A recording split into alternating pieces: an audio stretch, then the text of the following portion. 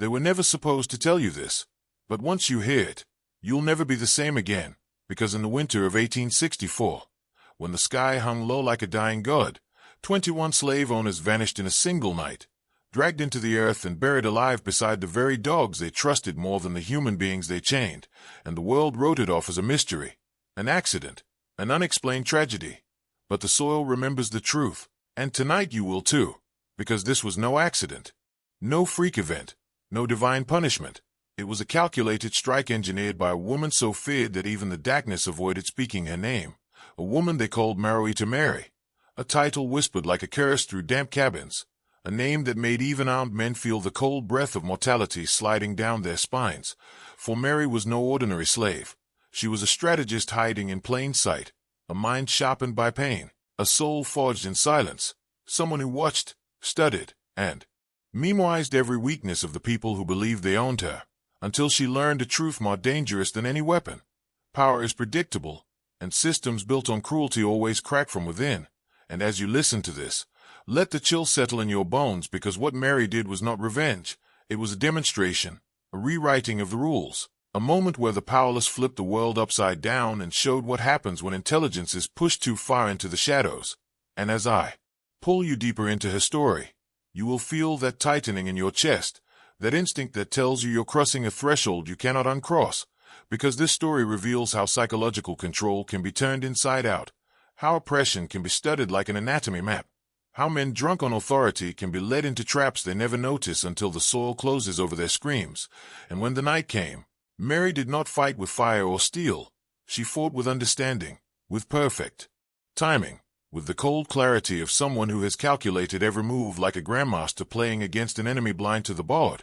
And the moment those 21 men disappeared, buried beside their loyal beasts, the plantation world trembled, because the impossible had happened. And the truth is simple. Once a man hears this story, once he understands the blueprint Mary left behind, something in him awakens, something ancient, something dangerous. And that awakening is exactly why this story was buried. Just like the men who once believed they owned her, they said the screams were never heard. But that was a lie whispered to soothe the fragile pride of the powerful, because truthfully the earth swallowed those voices so quickly that even the night itself flinched. And as the disappearance spread across the South like a fever dream no one dared to describe, the surviving landowners searched for explanations that made them feel safe. Storm pits, cave-ins, wild animals, but none of them dared to consider the possibility that someone beneath their feet understood their habits better than they understood their own power. Yet Mary had studied them for years, memorizing their footsteps, their midnight rituals, their drunken patterns, and their blind arrogance, knowing they would never suspect a woman they believed broken to be the architect of their downfall. And in the days that followed, fear spread through the plantation like smoke, a thick choking haze that made even the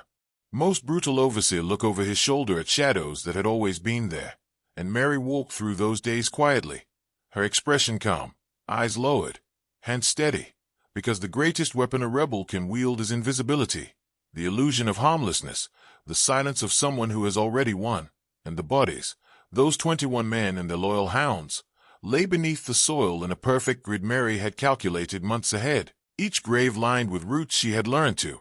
manipulate like threads in a loom. For she understood the land not as a place but as an ally, a living witness hungry for justice. And as the tension built, a strange energy pulsed through the enslaved people who sensed something shifting, something awakening in the dark, a silent truth that for the first time in generations, the masters were afraid. And that fear changed everything, because fear flips hierarchies, corrodes certainty, turns dominance into paranoia. And Mary fed that fear,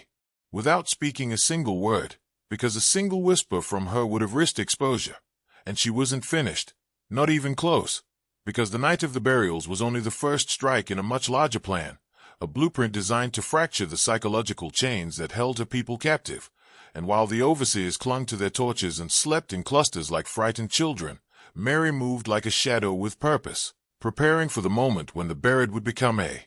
message, a warning carved into the earth itself, a demonstration of what happens when intelligence grows in darkness and finally decides to bloom. The plantation began to rot from the inside long before anyone realized what Mary had done, because power structures don't collapse with explosions. They crumble with whispers, with glances, with the quiet shifting of fear from one side of the room to the other. And by the time the landowners sent riders to neighboring counties begging for help, the story had already transformed into something monstrous, a tale of the earth eating men whole, which was easier for them to believe than acknowledging that one enslaved woman had outmaneuvered 24 armed masters. And as that myth spread, Mary let it, because myths are more powerful than bullets, and a fearful enemy is easier to control than a confident one. And within days the enslaved people felt the air change, not in celebration. No, it was something deeper, older, something like the breath of ancestors exhaling after centuries of silence. And they watched Mary move with her usual calm, unaware that beneath that still face she was mapping her next strike, because the buried bodies were not the victory. They were the key to her strategy. Destabilize the psychological foundation of control, make the tyrant doubt himself, make him question shadows, make him distrust his own dogs, his own land, his own instincts. And once that doubt takes root, the rest of the system collapses on its own. And while the overseers tightened their rotations and slept with rifles across their chests, Mary studied how chaos spreads, how paranoia turns men into unpredictable animals, how fear corrodes loyalty, because she knew there would be a moment, one perfect moment, when the panic reached its peak, and in that window she could ignite something bigger than revenge, something that would outlive her, a permanent fracture in the illusion of invincibility. And that fracture began when one surviving owner, Thomas Hargreave, started screaming in his sleep about hearing voices under the soil, claiming he heard the dogs scratching from beneath him, their claws scraping the coffin lids they never had. And when the others mocked him, he snapped, firing a shot into the ground and shouting that the dead were rising. And Mary watched it all with that same quiet stare,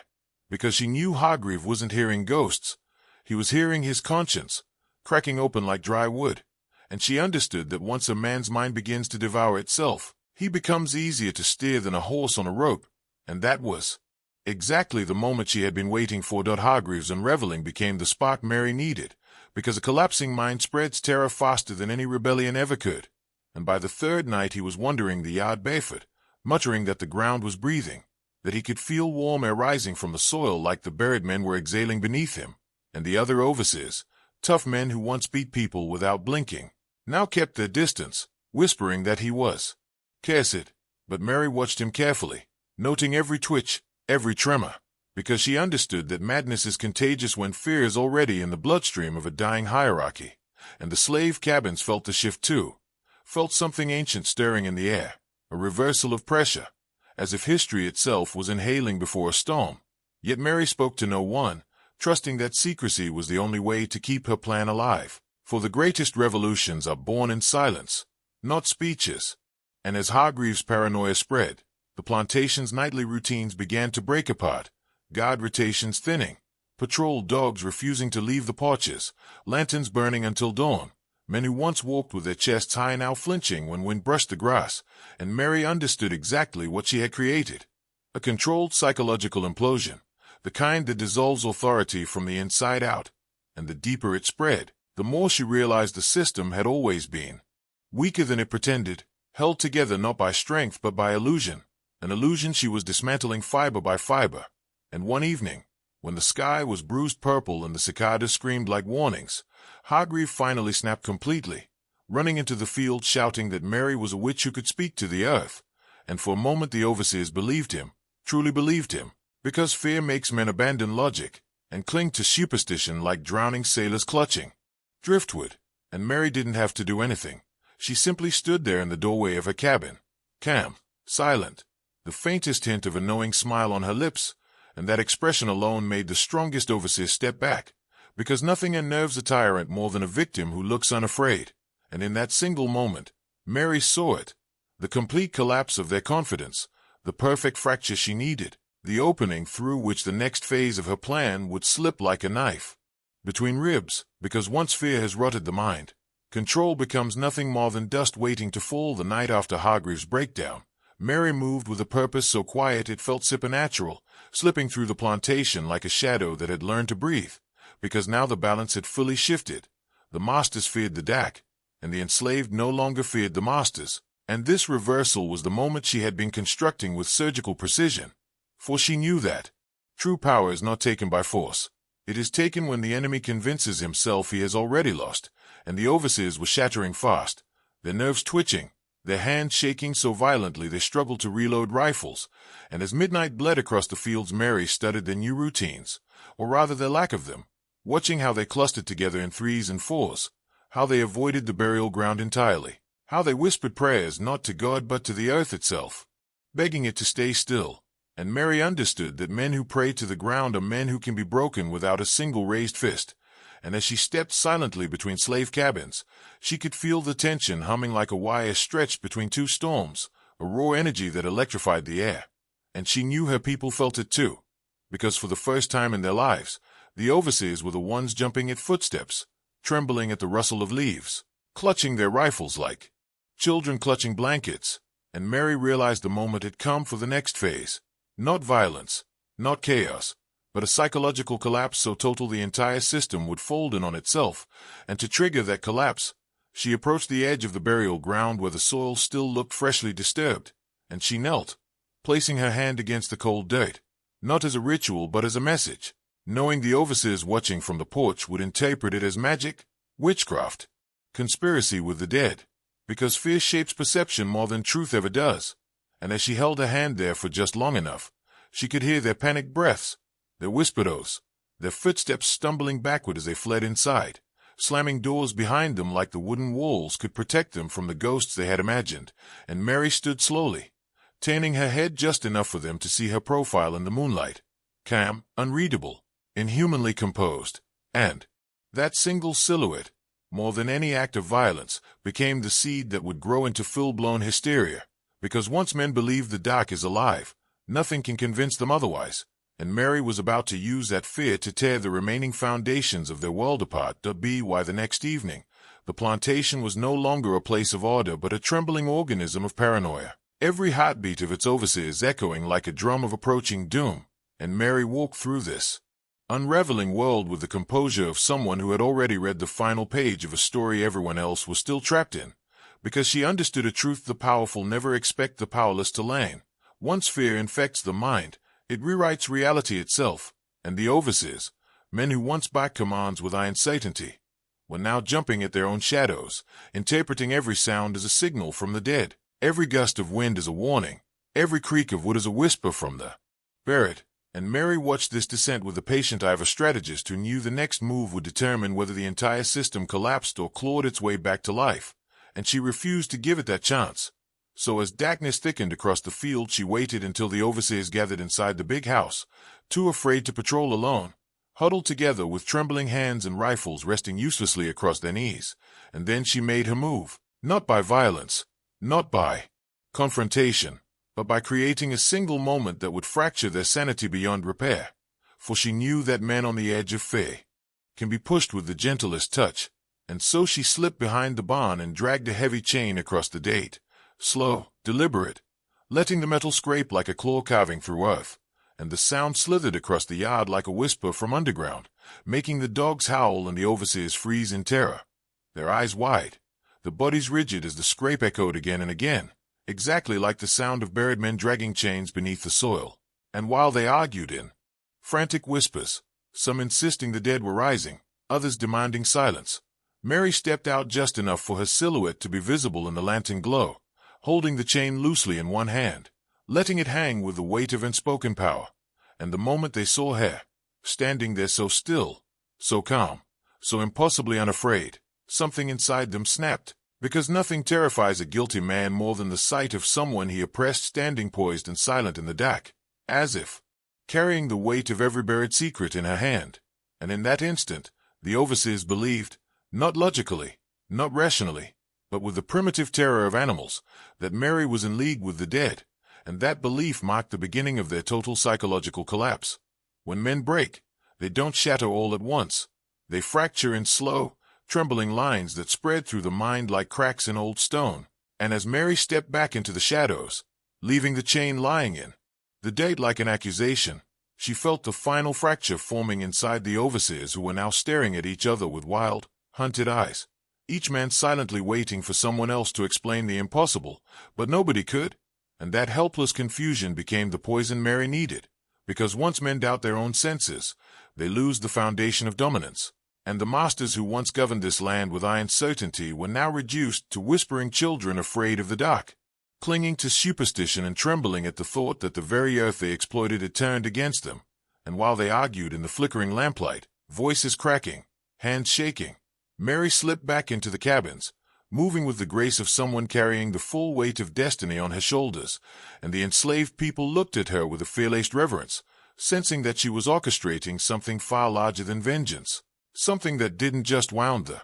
powerful but exposed the entire illusion that held them all captive. And as she passed through them, she gave no speeches, no commands, only a silent nod that told them everything they needed to know.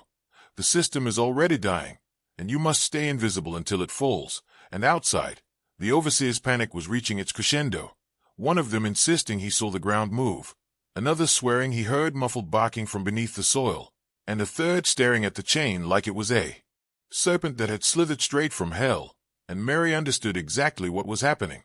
Fear had turned their imaginations into executioners, devouring their sanity piece by piece, and she knew the next step wasn't to strike but to let paranoia finish the job. Because systems built on domination do not collapse from rebellion alone. They collapse when the oppressor loses faith in his own power. And as the night deepened, she waited near the edge of the trees, listening to their frantic voices echo from the house, each man unraveling faster than the last, until finally one of them broke completely, stumbling outside with a lantern, shouting that he could hear the buried men calling his name, and the others, desperate for an explanation, followed him like moths to a flame, unaware that Mary was watching them with cold, steady eyes, ready for the moment when their fear would become the blade she would use to finish what she started. The lantern light wobbled in the trembling grip of the overseer who had lost the final thread of sanity, casting long, twitching shadows across the yard as he staggered toward the burial ground, and the others followed him in a half-circle of desperation, their boots scraping the dirt in uneven steps, each man too afraid to stay behind yet too terrified to walk first. And Mary watched from the tree line with the stillness of a predator waiting for the herd to break, because she knew every second of this panic was carving deeper fractures into their minds. And as the overseer approached the mounded earth, he swore he could hear barking, soft, muffled, frantic, like dogs scratching from beneath the soil, trying to claw their way to the surface. And the moment he dropped to his knees and pressed his ear against the date, Mary realized the fear had finally grown into something alive inside their skulls, something eating its way through reason, logic, and pride, leaving only raw, primitive terror behind. And when he jerked back screaming that he heard voices calling his name, the others stumbled backward, rifles shaking, breaths catching, every ounce of arrogance burned away by the belief that the dead were rising under their feet. And Mary knew this was the point where fear becomes weapon and weapon becomes truth. Because a terrified man needs no enemy. His own imagination becomes the executioner. And as the overseer scrambled away from the soil like it was boiling, another claimed he felt the ground shift, and a third insisted. The air smelled like wet fur and decay, and the hysteria fed itself, each man's panic igniting the next, until the entire cluster spiraled into a frenzy of overlapping shouts and trembling limbs. And Mary understood that the moment had arrived to tighten the psychological noose she'd woven around their throats. So she stepped just far enough into the moonlight that his shadow stretched across the burial ground, elongated and distorted by the lantern glow. And when they saw her silhouette, silent, straight-backed, unafraid, their screams fell to a choking silence, because in their fractured minds she no longer looked human but like a prophet of the dead, a conductor of ghosts, a woman fused with the earth they feared. And the overseer holding the lantern dropped it, letting the flame gutter in the dirt as he whispered the words that sealed their fate. She's calling them up. And Mary didn't move, didn't blink, didn't breathe, because she knew that silence was more powerful than any spell. And in that silence their final grip on sanity snapped, leaving them trembling on the edge of a nightmare she had crafted with perfect, merciless precision. The silence after the lantern fell was heavier than any scream, a dense, suffocating stillness that wrapped around the overseer's throats like an invisible rope. And Mary stood in that silence with the poise of someone who understood that fear becomes absolute power when the enemy begins to believe they are witnessing something supernatural, something beyond the reach of rifles or reason. And as the flame struggled in the date, flickering like a dying heartbeat, the overseers watched her with wide, shaking eyes, each man silently begging for someone else to speak, to move, to prove they weren't trapped inside the nightmare their minds had conjured. But no one dared. And Mary let the moment stretch, let the weight of their terror sink deeper into their bones, because she knew that once a man believes his world has slipped into the impossible, his obedience collapses, his courage dissolves, and his mind becomes a labyrinth of shadows he can never escape. And while they stared, she tilted her head just slightly, so slight it could have been imagined, and that single gesture made one overseer gasp as if stabbed, because to him it wasn't Mary moving, it was the shadows responding, acknowledging, awakening, and another man dropped his rifle entirely, mumbling prayers in a voice thick with panic, and Mary watched them crumble, her expression serene, because this was the point she had been constructing with ruthless precision, the moment when their own terror became the executioner of their authority. And as the flame gutted out, plunging the scene into near darkness, one overseer insisted he saw movement beneath the soil, a subtle ripple like something pushing upward from inside the earth. And whether it was a hallucination or a trick of the failing light didn't matter, because his terror infected the others instantly, their breaths turning ragged, their eyes darting between Mary and the burial mounds as if both were alive. And in that frenzy of fear, one man turned and ran toward the big house, screaming for help that wasn't coming, while the others stumbled after him, tripping over roots and each other in their desperate attempt to flee the woman they now believed commanded the dead. And Mary stepped back into the shadows, her heartbeat steady, her mind razor-sharp, because she knew exactly what she had created. Not chaos, not rebellion, but a psychological cataclysm, the kind that corrodes the soul of a tyrant until he collapses from the weight of his own fear. And now the plantation was moments away from devouring itself, all without Mary lifting a single weapon, only the most powerful force on earth. A broken mind facing its own sins in the dark. By the dawn of the third day, the plantation had become a theater of ghosts, not literal spirits, but the living dead walking in fear, because the overseers, stripped of certainty, moved like shadows of their former selves. Their authority dissolved into trembling hands and stammered commands, and Mary observed every twitch, every glance over the shoulder, every hesitation in their steps, knowing that each fracture she had sown was now widening, spreading like rot through the foundations of a building long thought indestructible. And the enslaved people, hidden in cabins and behind trees, felt it too, sensing a shift in power that vibrated through the air, a hum of liberation that had nothing to do with open defiance but everything to do with the collapse of the illusion that had bound them. And Mary did not speak, because words are unnecessary when the enemy is devouring himself. And while the overseers gathered in the main house, whispering frantic theories about witches, curses, and the restless dead, Mary moved among her people like a shadow with purpose, checking silently on children, the elderly, the strong, those who had survived decades of terror, each one feeling her presence like a shield, a signal that the slow-burning fire of vengeance had become something more, a blueprint for survival and empowerment.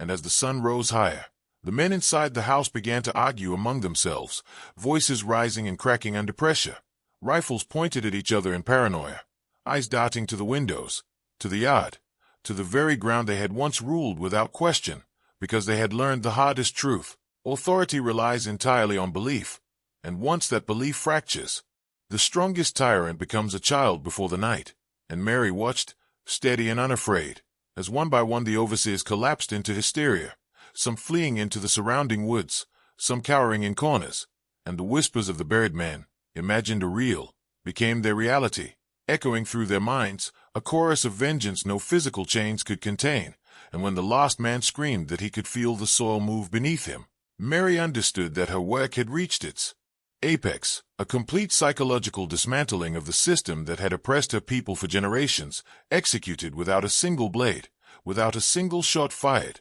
a triumph so precise, so absolute, that it would reverberate through the plantation's history long after her name was whispered in fear, respect, and awe, because power, when stripped bare, is nothing more than belief, and she had shattered it completely. By the time the fourth night fell, the plantation had transformed into a landscape of shadows and trembling whispers, the air heavy with the residue of fear and awe, and Mary moved among her people with the silent grace of someone carrying centuries of anger and knowledge, because she knew that her victory was only half complete. Terror alone does not liberate, it only clears the path for something far deeper, and she understood that the enslaved needed to internalize the collapse they had witnessed, to see with their own eyes that the masters were mortal, fallible, and breakable, for that realization is the first seed of true power. and as she checked on the cabins, ensuring every adult, child, and elder understood without words what had just transpired, she could hear the muttered prayers and frantic breathing of the remaining overseers who had barricaded themselves in the big house, convinced the ground would swallow them next, convinced that Mary had summoned forces beyond the living, and she allowed them that belief because fear is far more effective than anger, far more permanent than punishment. And while they paced the floorboards like caged animals, imagining hands clawing from the earth and hearing barking that may or may not have existed, Mary silently orchestrated the final psychological blow, planting symbols of their failure in plain sight, footprints leading nowhere, disturbed soil, a chain draped across the yard, all simple, natural objects made terrifying through the lens of a mind already broken. And as the night deepened, one of the men finally collapsed to his knees, screaming that the dead were speaking, that the dogs were rising, and the others, terrified of ridicule but more terrified of the truth, followed suit, each man now a puppet of his own fear, unable to stand, unable to speak coherently, unable to grasp that all of this had been accomplished without a single act of violence from Mary herself. And as she watched their minds unravel, she realized the profound magnitude of what she had achieved. She had demonstrated that intelligence, patience, and understanding of human psychology could annihilate domination more completely than armies, more brutally than chains, and that the invisible architecture of fear, once manipulated correctly, can be turned against those who wield it, leaving them powerless, exposed, and utterly alone. And as Mary turned back toward the cabins, the surviving enslaved people looked at her with a mix of fear, reverence, and something like awakening in their eyes, because she had shown them a world in which the impossible was possible, a world where the masters could be broken with nothing more than mind, patience, and strategy. And in that moment, the plantation had changed forever, not just physically, but in the psyche of every living being on it. The morning after the fourth night, the plantation was eerily silent, not because it had returned to order,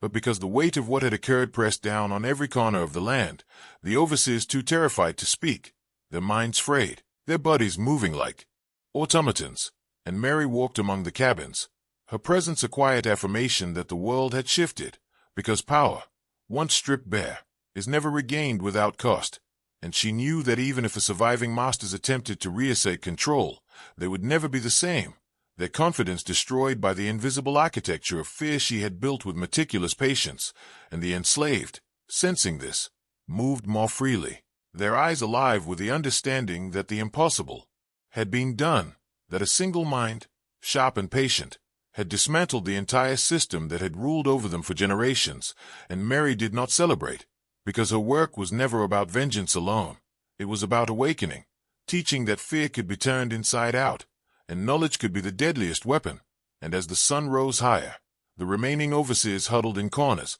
whispering frantic, contradictory theories, some insisting Mary had made pacts with the dead, others swearing she had learned secrets no mortal should know. And while they quarreled, Mary began teaching the enslaved subtle lessons in observation, patience, and understanding human behavior, because she understood that survival depended not only on rebellion but on mastering the very psychology that had once enslaved them. And as they absorbed her lessons in silence, the former tyrants were left to their collapsing minds, haunted by imagined scratching beneath the soil, whispers of barking dogs, and shadows that seemed to move with intent. And Mary allowed this, because she knew that allowing the enemy to unravel under the weight of their own fear cemented the liberation far more permanently than any chain she could break by hand. And by the end of that morning, the plantation was no longer ruled by the overseers. It was a place suspended between the living and the psychological remnants of the buried, a place where knowledge, patience, and fear had proven more powerful than domination and violence. And Mary, walking through it all, understood that the legacy of what she had done would ripple outward, not just through the soil and the cabins, but through the minds of everyone who survived, forever altering the balance of perception, power, and the understanding that fear, once mastered, could be wielded like a scalpel against even the most arrogant tyrant. By the fifth night, the plantation had become a crucible of paranoia and revelation, where the surviving overseers could no longer distinguish between reality and imagination, their minds fractured under the weight of their own fear. And Mary moved among the shadows with an almost imperceptible grace, because she knew that true control was not seized with weapons but with the orchestration of terror and awareness. And as she observed the men pacing, muttering, and sometimes collapsing in hysteria. She realized that each reaction was a confirmation of her strategy. The earth itself, the dogs, the buried men, all had become extensions of her will, manifestations of a power that relied entirely on psychological dominance, and while the overseers attempted to cling to logic, every sound, the rustle of leaves, a distant barking, the creak of floorboards, was filtered through a mind already primed for terror,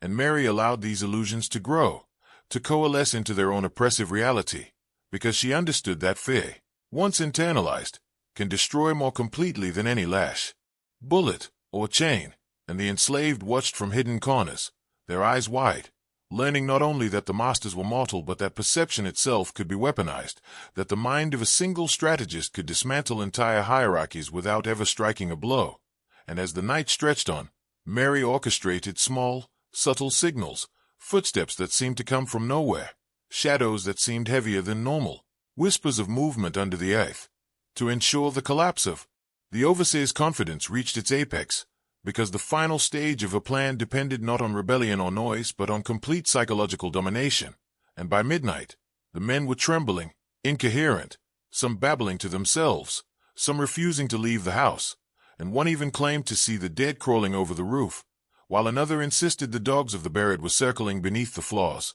And in every case, Mary's presence was the silent linchpin, her calm silhouette and unwavering gaze transforming ordinary fear into something inescapable. And by the time the first hints of dawn appeared on the horizon, the overseers' minds were irrevocably broken, the plantation no longer ruled by the tyrants it had known for generations, and Mary, standing in the quiet aftermath, understood the full magnitude of what had been achieved, an entire system of domination dismantled not by force, but by the meticulous, terrifying application of psychological mastery, patience, and an understanding of fear that would ripple through history long after names were forgotten and graves had been filled. The sixth day dawned with a strange, almost sacred quiet that blanketed the plantation, a silence born not of peace but of absolute psychological collapse, because the surviving overseers had become prisoners of their own minds, trapped in loops of imagined horror, convinced the buried men and their dogs were watching, waiting, and that Mary, the woman they had always underestimated, had become an unstoppable force, and she moved among her people without speaking, letting her calm, measured presence teach them what the masters had failed to understand for generations. Patience, observation, and understanding human nature could outmatch chains, whips, and intimidation, and while the overseers huddled in fear, whispering frantic speculations about witches, curses, and restless spirits, Mary subtly reinforced the lessons of liberation, showing the enslaved how to read body language, to sense fear, to anticipate reactions, and to internalize the knowledge that power is a perception as much as it is a physical reality. And as she passed through the cabins, her eyes flicked to the fields where the terrified overseers patrolled aimlessly, their rifles useless in their shaking hands, their once proud authority now dissolved into superstition and panic. And Mary knew this was the perfect moment to solidify the collapse, to allow the breakdown to become irreversible, because once a tyrant loses faith in himself, no weapon, no reinforcement, no ritual can restore him to dominance. And as the sun rose higher, shadows cast by the mounds of the buried stretched long across the yard, playing tricks on the already fractured minds of the overseers, and Mary used these illusions with surgical precision, stepping into moonlight or shade just enough to bend perception, letting the sound of distant barking or shifting soil carry through the night, amplifying the terror already planted, until the overseers were nothing more than vessels of their own fear, unable to act decisively, unable to regain control, while the enslaved moved with a newfound confidence, sensing that the hierarchy had been permanently inverted, and Mary, the architect of this transformation, understood that her work had become more than revenge or survival. It was a blueprint for liberation, a demonstration of how intellect, patience, and mastery over psychology could dismantle tyranny without violence, leaving behind a legacy that would ripple through generations, a terrifying, beautiful truth that even the most powerful can be undone by understanding the weaknesses their own fear creates. By the seventh night, the plantation had become a crucible where fear and awareness collided, a place where the remaining overseers were shadows of men they once were, haunted by imagined footsteps, whispers of the buried, and the echo of barking dogs that may or may not have existed, and Mary moved through this landscape with deliberate silence, knowing that the final stage of her plan relied on complete psychological domination rather than physical confrontation, because she understood that terror, once internalized, can annihilate confidence faster than any lash, bullet, or chain, and the enslaved watched her movements with reverence, recognizing that the woman who had orchestrated this collapse was teaching them something far greater than survival. She was showing them how to command reality itself through perception, patience, and understanding the fragility of human ego. And the overseers, meanwhile, were unraveling further, one clutching his head, another whispering frantic prayers, a third pacing in terror, convinced that Mary's control over the land and its dead had transcended human comprehension, and she allowed these illusions to flourish because the most effective power is invisible, a presence felt in every hesitation, every shadow, every imagined sound, and as the night deepened, she subtly manipulated the environment, shifting a lantern here, dragging a chain there, creating the faintest movement in the grass, amplifying the paranoia that had already taken root, until every overseer was reacting not to reality but to the terror she had cultivated inside them, and when one screamed that the dead were calling from the soil, another fell to his knees in surrender, and the third begged for mercy from the woman they once considered weak, and Mary, standing in the faint moonlight, observed it all with an unflinching calm, because she knew that the collapse was total, irreversible, and precise, and the enslaved, hidden yet attentive, absorbed every lesson, learning that dominance can be deconstructed with knowledge, patience, and psychological insight, that fear can be turned against those who wield it, and that a single individual who understands the architecture of control can rewrite reality for an entire system. And as the first hints of dawn crept across the fields, Mary finally allowed herself to exhale slightly, knowing that the plantation's hierarchy had been irrevocably inverted, not through bloodshed, but through strategy, mastery of human perception, and the terrifying power of mind over mind, leaving behind a legacy of liberation, fear, and unshakable truth that would echo far beyond that night, beyond those fields, beyond the lives of those who had once sought to dominate her. The first light of dawn on the 8th day revealed a plantation transformed, not by fire or blood, but by the invisible architecture of fear Mary had meticulously constructed, because the overseers, now hollow shells of men who had once believed themselves untouchable, huddled together in the big house, their eyes darting at every shadow, every rustle, convinced the buried men and their dogs still watched, still plotted, still waited for a misstep to punish them. And Mary moved through the cabins with quiet authority, her presence alone reinforcing the lessons she had imparted, that perception shapes reality, that control is a fragile illusion, and that the strongest chains are forged in the mind rather than in iron. And as the enslaved observed her, they absorbed more than survival, they absorbed mastery, understanding that she had dismantled a hierarchy not through violence, but through patience, intelligence, and the careful manipulation of fear. And the remaining overseers, meanwhile, began whispering to each other in terrified, fractured tones, trying to rationalize the impossible, some swearing Mary had spoken to the dead, others insisting the soil itself had conspired against them, yet all trembling under the weight of their own crumbling certainty. And Mary allowed them this belief because terror, once internalized, is more powerful than punishment, more enduring than death. And as she walked through the fields, her eyes catching the subtle signs of the buried men's mounds, the disturbed soil, and the chain left as a silent signal, she knew her strategy had reached its zenith, because the overseers' minds were entirely consumed by their own fear, reacting to illusions and whispers, while the enslaved moved with a growing sense of empowerment, knowing that the balance of power had irrevocably shifted. And by mid-morning, one of the surviving overseers finally collapsed in hysteria, admitting aloud that the dead were rising and that Mary controlled them, and the others could only nod, their voices broken, their will extinguished, and in that moment, Mary understood the full magnitude of what she had achieved, a complete, psychological dismantling of a system that had ruled through terror for generations, executed with precision, patience, and knowledge, leaving behind a plantation where the illusion of power had been shattered, fear had been weaponized, and a single mind had rewritten the rules of domination, teaching the enslaved that mastery over perception and understanding of the human psyche can dismantle even the most entrenched tyrannies, leaving a legacy that would echo in every shadow and every whispered memory long after names and dates were forgotten. To be why the 9th night, The plantation had become a theater of psychological collapse, where reality and imagination intertwined so completely that the surviving overseers could no longer distinguish the two. And Mary moved silently through this landscape of fear, understanding that the final reinforcement of her strategy depended on letting their minds spiral without interference, because once terror takes root, it must be allowed to grow unchecked for its full effect. And as the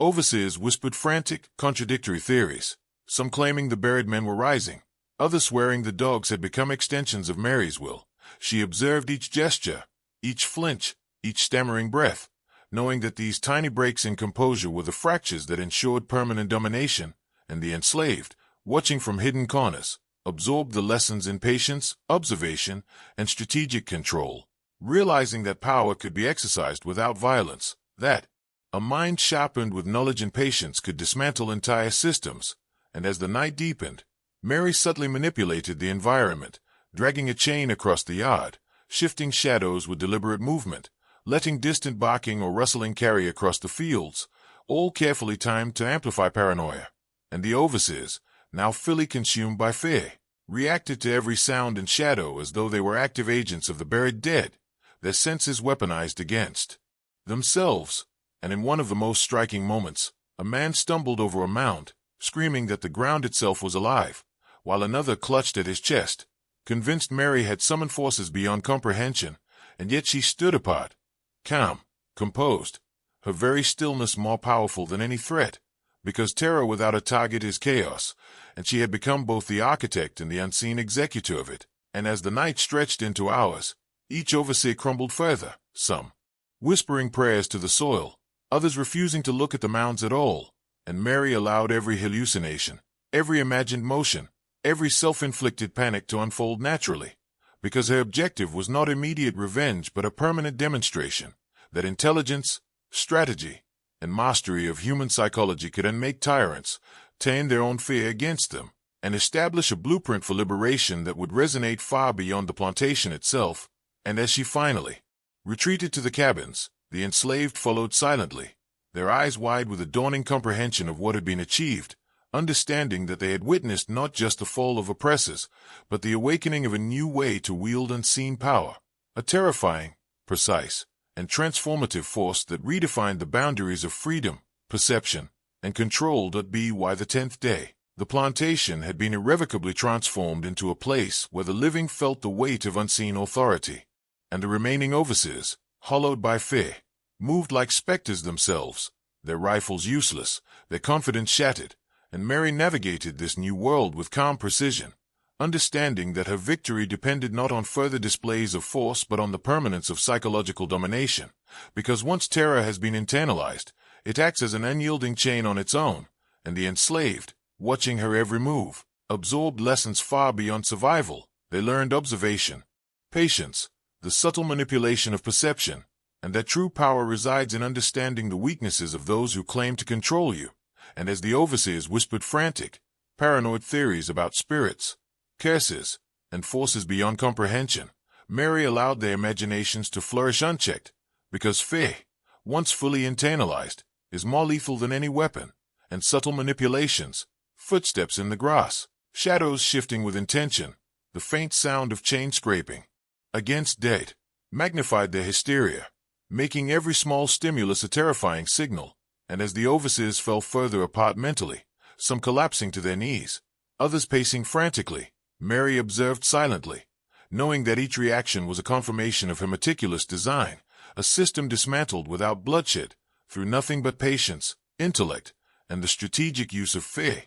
And by nightfall, the remaining men were entirely incapacitated, their minds preoccupied with imagined threats and their own unraveling logic, while Mary's people moved with newfound confidence, understanding for the first time that dominance is perception, and perception can be controlled, inverted, and destroyed. And in that quiet triumph, Mary realized the full scope of her achievement. She had engineered a collapse so total that it left behind a blueprint for liberation, a terrifying demonstration that a single mind, armed with knowledge, patience, and mastery of human psychology, can dismantle an entire system of tyranny. And the legacy of her actions would ripple far beyond the plantation, into the memories and strategies of anyone who would ever attempt to wield control, because once fear has been weaponized with intelligence, it leaves an imprint that no physical chain, no written law, and no act of violence can erase. By the 11th night, the plantation had descended into a surreal state where fear had become the de facto ruler, and the surviving overseers, fractured and hollow-eyed, moved through the grounds like marionettes, their every step dictated by terror. Convinced that Mary commanded forces both living and dead, and she navigated among them with silent authority, knowing that her continued restraint only amplified their psychological imprisonment, because a ruler who never strikes but is always present becomes a phantom tyrant, and the enslaved, hidden in cabins and behind trees, watched her closely, absorbing lessons in strategy, patience, and the subtle art of manipulating perception, realizing that mastery over mind and environment could dismantle oppression more completely than weapons or rebellion. And while the overseers whispered frantic, contradictory explanations, one insisting the dogs of the buried were alive, another swearing the earth itself was moving beneath them, Mary allowed the terror to build naturally, carefully orchestrating subtle cues. A chain dragged across the soil, a shadow stretching just so. Distant barks timed to perfection, each element feeding into their fractured perceptions, until the men reacted not to reality but to the meticulously constructed hallucinations of fear she had engineered, and as one collapsed in prayer, muttering to the soil, and another fled blindly toward the house, the last clutched at his head, convinced that Mary was a conduit for the dead. Mary stood in the shadows, silent, unwavering, her very stillness a weapon far more effective than any lash, because terror without a target becomes internalized, gnaws at reason, and leaves tyrants powerless, and she understood that this final stage of the psychological collapse would permanently invert the power structure,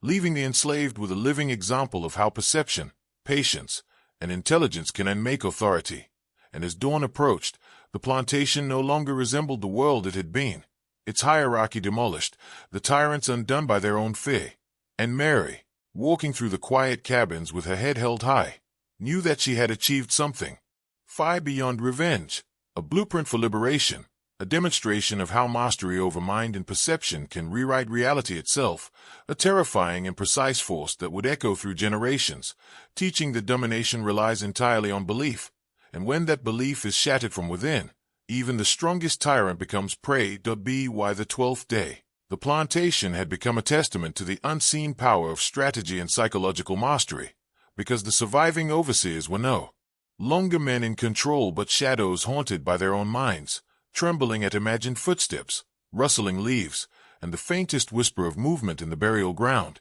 And Mary moved among them with an almost supernatural calm, understanding that her victory lay not in further displays of force, but in the permanence of fear she had cultivated. And the enslaved observed her with awe and quiet understanding, recognizing that she had dismantled a centuries-old hierarchy without lifting a hand in violence, relying instead on patience, observation, and the subtle manipulation of perception. And as the men whispered frantic theories of witchcraft, curses, and the restless dead, Mary allowed these illusions to flourish, because terror internalized becomes a chain stronger than iron. And as the night deepened, she orchestrated minor cues. A shadow shifted just so, a distant bark carried across the field, the scraping of a chain echoing softly through the dark, each reinforcing the narrative of invisible power, until the overseers reacted entirely to their own fears rather than reality, some collapsing in hysteria, others retreating to corners, muttering prayers to the soil or to God. And Mary observed with quiet satisfaction, knowing that every reaction confirmed the total efficacy of her design. And the enslaved, seeing the collapse of authority before their eyes, absorbed lessons that could never be taught in words alone, that control is perception, that fear can be weaponized, and that patience and intellect can dismantle even the most entrenched systems of oppression. And as the first pale light of dawn touched the plantation, Mary stood among the cabins, surveying the transformed landscape, understanding that her work had achieved a permanent inversion of power, a psychological dismantling that left tyrants powerless and the oppressed awakened to the potential of their own minds. And she realized that this victory was more than survival, more than revenge. It was a blueprint for liberation, a terrifying demonstration that mastery of the human psyche can unmake tyrants, rewrite reality, and leave behind a legacy that would ripple far beyond the fields, beyond the buried bodies, beyond the memory of those who had sought to dominate. proving that intelligence, patience, and fear carefully wielded are more powerful than any lash, rifle, or chain. By the 13th night, the plantation existed in a fragile, suspended reality where the overseers were no longer rulers but captives of their own terror, and Mary moved among the shadows with the precision of someone who had mastered the rhythm of fear, because she understood that true power is not exerted through brute force but through the manipulation of perception, and the enslaved watched her silently, learning that patience, observation, and the subtle orchestration of environment could turn the strongest oppressor into a trembling shadow of himself, and the remaining overseers whispered frantically among themselves, their conversations fractured and contradictory, some swearing that the buried men and their dogs were alive, others insisting Mary had become something beyond human, and she allowed these beliefs to flourish, because fear internalized is stronger than chains, bullets, or whips, and as the night deepened, she created faint, calculated cues, a chain dragged across the yard, shadows stretched unnaturally by the lantern light, distant barks echoing through the fields, each feeding into the minds of the terrified men until they were reacting not to reality, but to the hallucinations of their own paranoia. And when one of them fell to his knees, muttering prayers to the soil, while another stumbled blindly toward the house,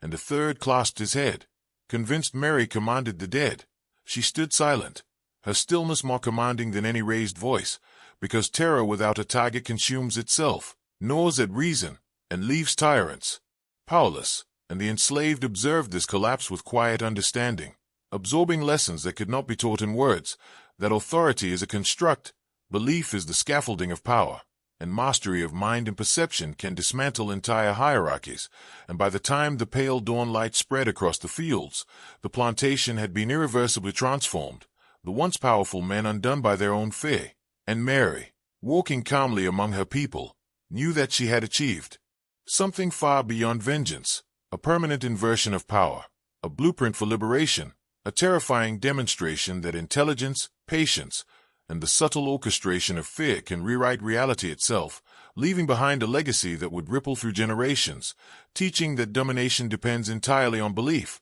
and when that belief is shattered, even the most tyrannical authority becomes prey to its own imagination. And this night, like every night before, proved that the mind is the deadliest weapon of all. By the 14th day, the plantation had become a living testament to the power of psychological mastery, a place where the remaining overseers moved like hollow shells, their every breath and twitch dictated by fear, and Mary navigated this transformed landscape with quiet precision, knowing that her victory depended not on further confrontation but on the permanence of the terror she had meticulously constructed, because once fear is internalized, it acts as a chain far stronger than any iron link, and the enslaved watched her every step, absorbing the lessons she imparted without words, patience, observation, and the understanding that perception is the true measure of power, and the overseers, whispering frantic, broken theories about the buried men and their dogs, the soil, and Mary herself, became prisoners of their own minds, reacting to shadows and sounds as though the plantation were alive, and she allowed these illusions to unfold naturally, because terror, once internalized, cannot be unlearned, and as night deepened, Mary orchestrated subtle movements, a chain dragged across the yard, shadows shifting with the lanterns, faint barking echoing in the distance, each element amplifying the paranoia, until the men were reacting not to reality but to the carefully constructed hallucinations of their own fear, and one collapsed to his knees in hysteria, another fled toward the house blindly, a third clutched his head, convinced Mary was in league with forces beyond comprehension, and she remained calm, her presence a silent executioner of the authority they had once wielded, because terror without a target devours itself, gnaws at reason, and leaves tyrants powerless, and the enslaved observed the unraveling with quiet awe, understanding that dominance could be dismantled without violence, that a mind honed with strategy and patience could rewrite reality for an entire system, and as the first light of dawn touched the plantation, Mary walked among her people, surveying the transformed landscape, knowing that her work had permanently inverted the hierarchy, leaving behind a blueprint for liberation, a terrifying demonstration that mastery of human psychology and perception can unmake tyrants, and a legacy that would echo far beyond the plantation, teaching that belief is the scaffolding of authority, and when that belief is shattered from within, even the strongest oppressor becomes prey to his own mind, A terrifying truth that would resonate through generations as a lesson in patience, strategy, and the weaponization of fear. By the 15th night, the plantation had transformed into a domain ruled not by chains or rifles, but by the invisible architecture of fear Mary had so carefully constructed, and the remaining overseers, hollowed by terror, moved like ghosts, their eyes wide, their breath shallow, their minds shattered by the hallucinations she had nurtured, convinced that the buried men and their dogs were alive, that the earth itself conspired against them, and that Mary wielded a power beyond human comprehension, and she moved silently among the cabins and fields, aware that her presence alone reinforced the collapse of authority, teaching the enslaved without words that control is a perception, that patience and observation are stronger than any whip, and that a mind sharpened with strategy can dismantle even the most entrenched tyranny. And as the overseers whispered frantic, contradictory explanations, some swearing the dead had risen, others claiming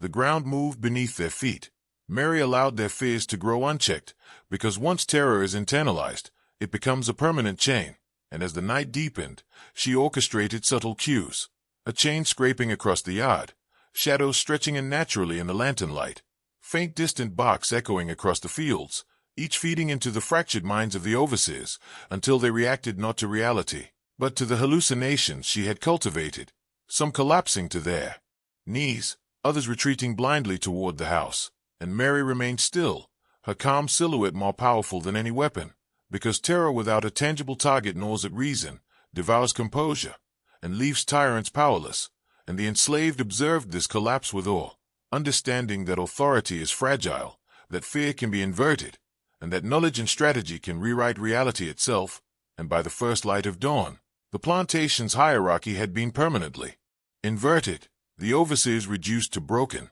trembling shadows, and Mary, walking among her people, knew that she had achieved more than vengeance, a total dismantling of oppression, a blueprint for liberation, and a terrifying demonstration that mastery of human perception and psychology can unmake tyrants, leaving behind a legacy that would echo across generations, teaching that domination relies entirely on belief, and when belief is destroyed from within, even the strongest oppressor becomes prey to his own imagination, a force as permanent and unyielding as the earth beneath their feet. By the 16th day, the plantation had become a monument to the invisible power of psychological mastery, a place where the remaining overseers were no longer men in command but hollowed shells, their every movement dictated by terror and uncertainty.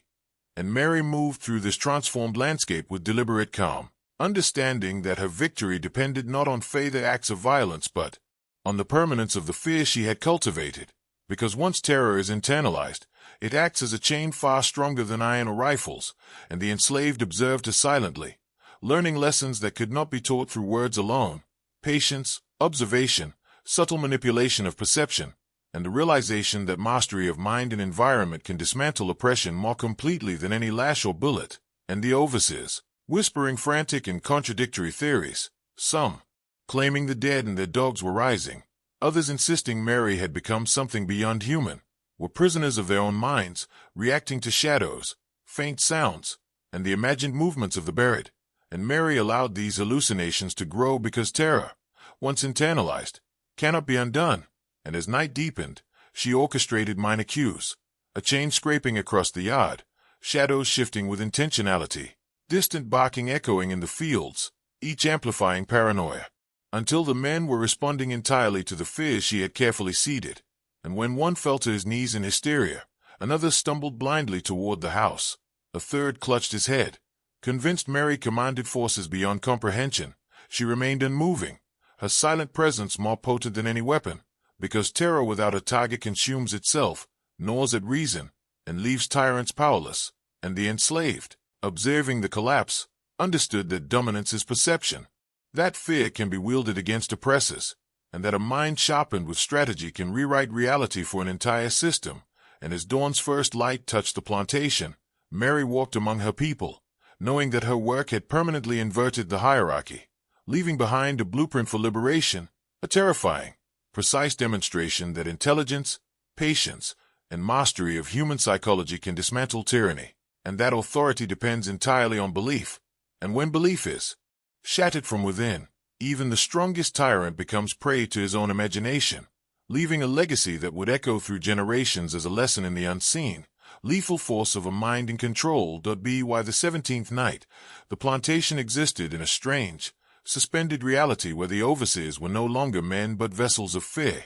their movements dictated by hallucinations and trembling anticipation, and Mary moved among them with deliberate calm, fully aware that her continued restraint reinforced the collapse of authority, because a silent presence that embodies control is far more terrifying than overt violence, and the enslaved, watching her every step, absorbed lessons in strategy, observation, and the subtle orchestration of perception, realizing that mastery over mind and environment could dismantle oppression more completely than chains or rifles, and the overseers, whispering frantic and contradictory theories, some swearing the buried men and their dogs were alive, others insisting Mary had become something beyond human, were trapped in a prison of their own minds, reacting to every shadow, every creak, every imagined motion, and Mary allowed these illusions to flourish, because fear, once internalized, becomes permanent, unyielding, and unstoppable, and as the night deepened, she carefully manipulated minor stimuli.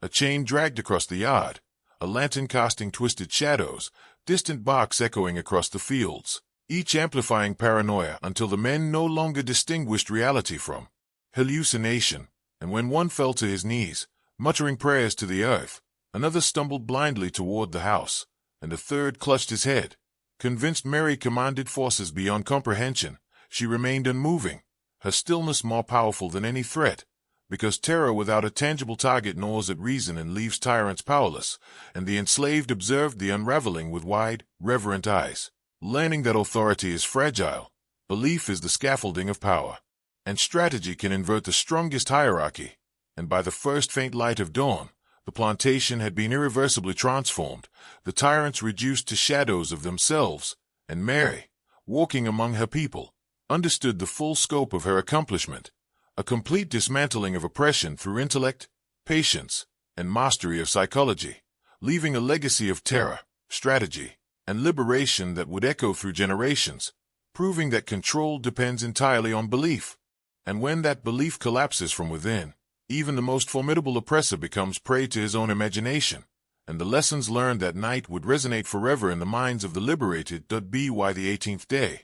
the plantation had been completely reshaped by the invisible forces Mary had unleashed, a place where fear now ruled more powerfully than any chains or whips ever could, and the remaining overseers were nothing more than broken men, their eyes haunted, their bodies tense, their minds consumed by hallucinations and the memories of the buried, the barking dogs, and the shifting soil, and Mary moved through this environment with unshakable calm, knowing that her silence reinforced their unraveling, because terror sustained over time becomes absolute, and the enslaved watched her quietly, absorbing lessons in observation, patience, and the subtle manipulation of perception, understanding for the first time that mastery of mind and strategy could dismantle a system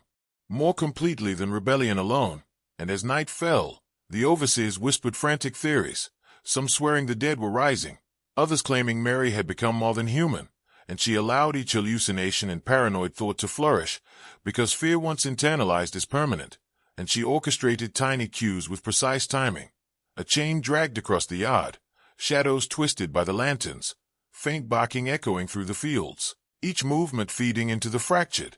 perception of the terrified men, until they reacted entirely to illusions, collapsing, pacing, or clutching their heads in desperation, and Mary remained still, her presence more potent than any weapon, because terror without a target consumes itself and leaves tyrants powerless, and the enslaved watched in awe, realizing that authority is a fragile construct, belief is its foundation, and intelligence applied with patience can rewrite the rules of domination. And as the first light of dawn broke across the plantation, Mary walked among her people, seeing the transformation complete, the tyrants rendered powerless, the hierarchy inverted, and a blueprint for liberation permanently established, a terrifying, precise demonstration that strategy, mastery of psychology, and the weaponization of fear could dismantle even the most entrenched oppression, leaving a legacy that would resonate far beyond the fields, the burial mounds, and the trembling overseers, teaching all who witnessed it that power is never absolute and that belief, once broken from within, becomes the deadliest weapon imaginable. By the 19th night, the plantation had become a theater of total psychological collapse, a place where the remaining overseers were no longer men of authority but hollow shadows, moving and breathing in perpetual terror, haunted by imagined footsteps, whispers from the burial mounds, and the barking of dogs that may or may not have existed, and Mary moved silently among them, her calm presence reinforcing the depth of their unraveling, because true power lies not in violence but in the meticulous orchestration of perception, and the enslaved, watching from hidden corners, absorbed lessons far beyond survival, patience, observation, the art of manipulating fear, and the understanding that mastery of mind and strategy can dismantle oppression more completely than chains or billets. And as the terrified overseers whispered frantic, contradictory theories, some swearing the dead had risen, others claiming Mary wielded forces beyond comprehension, she allowed their hallucinations to grow, because terror once internalized cannot be undone, and subtle manipulations, shadows stretching unnaturally, chains dragged across the soil, distant barks echoing through the fields, each amplified paranoia until the men were reacting entirely to the fears she had cultivated, some collapsing to their knees, others fleeing blindly, and one clutched his head, convinced Mary controlled the dead, and she remained unmoving, her stillness more powerful than any weapon, because terror without a target gnaws at reason, consumes the mind, and leaves tyrants powerless, and the enslaved observed the collapse with reverent eyes, understanding that authority is fragile, belief its foundation, and intelligence applied with patience can rewrite reality itself. And as the first light of dawn touched the plantation, Mary walked among her people, surveying the transformed landscape, knowing her work had permanently inverted the hierarchy,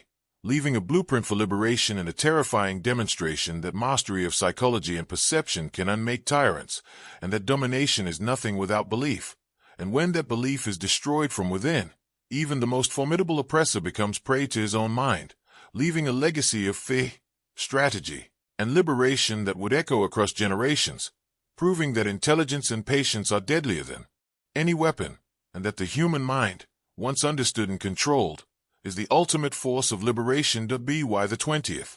night, the plantation had been fully transformed into a place where the invisible hand of psychological mastery reigned supreme, and the remaining overseers were no longer capable of rational thought, their every breath, twitch, and glance dictated by the fears Mary had cultivated, convinced that the buried men and their dogs were alive, that the soil itself had become sentient, and that Mary wielded a power beyond human comprehension. And she moved among them with absolute calm, understanding that the permanence of her victory depended not on further confrontation but on the total internalization of terror, because fear, once embedded in the mind, becomes an unbreakable chain, and the enslaved, hidden yet attentive, absorbed lessons beyond survival, patience, observation, manipulation of perception, and the realization that mastery of mind can dismantle entire hierarchies without violence. And as the night deepened, Mary orchestrated subtle cues, a chain scraping across the yard, shadows stretching unnaturally, distant barks echoing through the fields, each element feeding into the overseers' fractured minds until they reacted not to reality but to their own hallucinations, collapsing, pacing, or clutching their heads in despair. And Mary remained perfectly still, her presence more potent than any weapon, because terror without a target consumes itself, gnaws at reason, and leaves tyrants powerless. And the enslaved observed the total collapse with awe, understanding that authority is fragile, that belief is the scaffolding of power, and that strategy and intelligence applied patiently can rewrite reality. And by the first faint light of dawn, the plantation had been irreversibly altered, the tyrants reduced to shadows of their former selves, the hierarchy permanently inverted, and Mary, walking among her people, knew that she had achieved something far beyond revenge, a blueprint for liberation, a precise demonstration of how knowledge, patience, and mastery of human psychology can dismantle tyranny, leaving behind a legacy that would echo for generations, proving that control is never absolute, that belief can be weaponized, and that when belief collapses from within, even the strongest oppressor becomes prey to his own imagination, a force as permanent, unyielding, and transformative as the earth itself. And the lessons of that night would resonate in the minds of the liberated forever, shaping their understanding of fear, power, and freedom.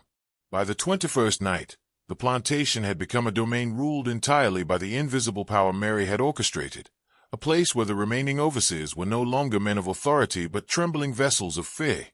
their every thought consumed by hallucinations of buried men, barking dogs, and soil that seemed to shift beneath their feet. And Mary moved through the shadows with deliberate calm, knowing that her continued restraint amplified the psychological collapse, because the most potent power is silent, unseen, and internalized, and the enslaved watched her with a mixture of awe and comprehension, learning lessons that could not be taught with words: patience, observation, the subtle manipulation of perception, and the understanding that mastery of mind can dismantle oppression more completely than any lash or rifle. And as the overseers whispered frantic, contradictory explanations, some insisting the dead were alive, others claiming Mary had gained supernatural powers, she allowed the terror to grow unchecked, because internalized fear is permanent, and she subtly orchestrated cues throughout the night. A chain dragged across the yard, shadows shifting just so, faint barks echoing across the fields, each reinforcing the hallucinations and paranoia of the terrified men, until they were reacting entirely to the fears she had engineered, collapsing to their knees, pacing frantically, or clutching their heads. And Mary remained perfectly still, her calm silhouette more commanding than any weapon, because terror without a tangible target devours itself and leaves tyrants powerless, and the enslaved observed this unraveling with wide, reverent eyes, understanding that authority is fragile, belief its foundation, and that intelligence, strategy, and patience can invert hierarchies permanently. And by the first light of dawn, the plantation had been irrevocably transformed, the tyrants reduced to shadows of themselves, the hierarchy inverted, and Mary, walking among her people, understood the full magnitude of her achievement, a total dismantling of oppression through intellect, patience, and mastery of psychology, leaving a legacy that would echo across generations, proving that control relies entirely on belief, and that when belief collapses from within, even the most formidable oppressor becomes prey to his own mind. A terrifying and permanent lesson in the lethal force of strategy, perception, and fear. By the 22nd night, the plantation had been irrevocably transformed into a monument of invisible power and psychological mastery, a place where the surviving overseers were no longer men but hollow shells consumed entirely by terror, the minds fractured by hallucinations of the buried, the barking dogs, and the soil that seemed to shift with intent. And Mary moved among them with calm, deliberate precision, knowing that her presence alone reinforced the permanence of their collapse, because true authority is never enforced through violence alone. It is cultivated through perception, patience, and the meticulous orchestration of fear. And the enslaved, observing her every action, absorbed lessons far beyond survival. The art of observation, the understanding that dominance is a construct, and that intelligence and strategy can dismantle entire hierarchies without a single strike. And as the night deepened, Mary orchestrated subtle signals, a chain dragged just so, shadows stretching unnaturally under the lanterns, distant barks echoing across the fields, each amplifying the paranoia already embedded in the minds of the overseers, until they reacted entirely to the fears she had planted, some collapsing to their knees, others retreating blindly, and one clutching his head, convinced Mary controlled forces beyond comprehension, and she remained still, her silent authority more powerful than any weapon, because terror without a tangible target consumes itself, gnaws at reason, and leaves tyrants powerless. And the enslaved, witnessing the unraveling, understood that authority is fragile, belief its scaffolding, and that mastery of mind and perception can invert power permanently. And as dawn broke over the plantation, Mary walked among her people, surveying the transformed landscape, knowing that she had achieved more than vengeance or liberation. She had created a blueprint for absolute psychological dominance, a terrifying, precise demonstration that knowledge, patience, and understanding of human fear can dismantle even the most entrenched oppression, leaving behind a legacy that would echo across generations, teaching that control is never absolute, belief can be weaponized, and when that belief collapses from within, the strongest tyrant becomes prey to his own imagination. And as the sun rose fully over the burial mounds, the empty eyes of the overseers, the reverent gaze of the freed, and the silent power of Mary herself stood as a permanent, chilling testament. Domination is fragile, fear is absolute, and the mind, once understood and mastered, becomes the deadliest force on earth.